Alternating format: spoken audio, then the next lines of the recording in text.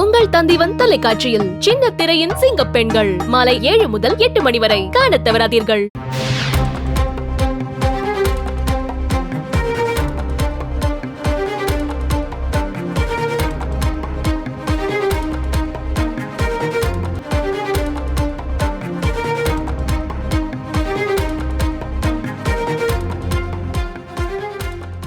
தமிழ் திரைப்பட பின்னணி பாடகி சுசித்ராவுக்கு எதிராக கேரள நடிகை ரீமா கலிங்கல் புகார் தெரிவித்துள்ளார்.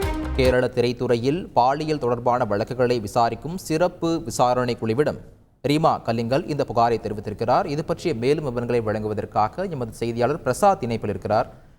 பிரசாத் வணக்கம். இது பற்றிய முழு விவரங்களை பதிவு பண்ணுங்க. வணக்கம்.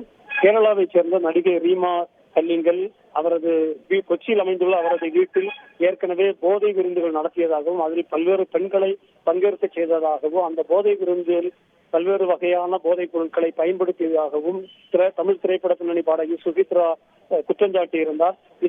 இந்த சம்பவங்களால் அவர் நடிகை ரீமா கலிங்கலுடைய எதிர்காலமே பாதிக்கப்பட்டிருந்தது என்பது குறித்தும் அவர் குற்றஞ்சாட்டி இருந்தார். அந்த நிலையில் தற்போது ரீமா கலிங்கல் அவரது சுசித்ராவுக்கு எதிராக அறிக்கை ஒன்றை வெளியிட்டிருக்கின்றார்.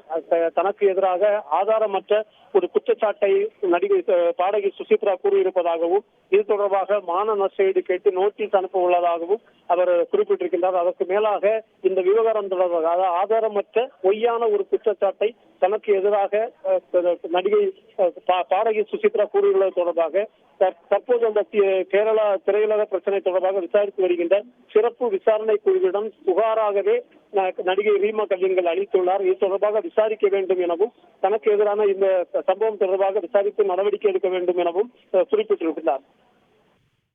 விரிவான விவரங்களுக்கு நன்றி பிரசாத்.